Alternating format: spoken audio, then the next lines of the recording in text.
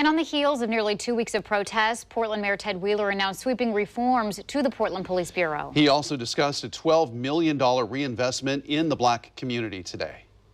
We need to fundamentally change the police bureau and how we interact with police in our daily lives. Among the biggest changes, an elimination of 2 specialty units inside the police bureau, the gun violence reduction team and the end of officers serving as transit police.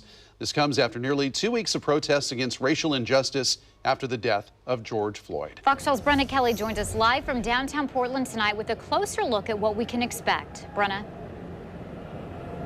Well, the mayor says the community is at a crossroads. By restructuring the police bureau, he believes this is an opportunity to improve public safety for Portlanders.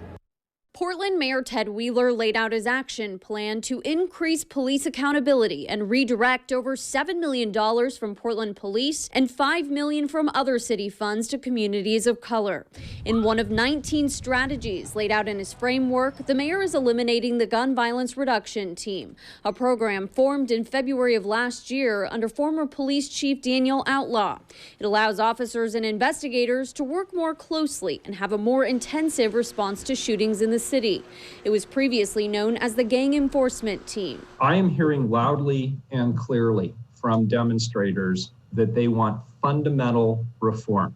I'm hearing loudly and clearly from demonstrators that they want us to completely reimagine the way that we think about public safety in our community. And I believe these reforms, combined with the resources that I've proposed we send out to the community, I believe those things work together to live up to the promise of that reimagination. But just because GVRT is dissolving doesn't mean shootings in the city of Portland will.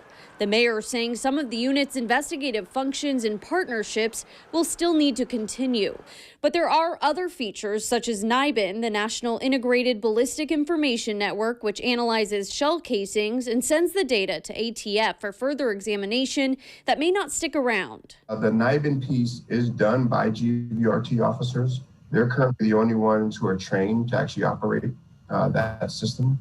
So without that unit, we won't have anyone to do that portion of the investigation. The mayor says he'll be asking city leaders, incoming District Attorney Mike Schmidt, and PPB to work together with the community to evaluate the best way to address gun violence broadly.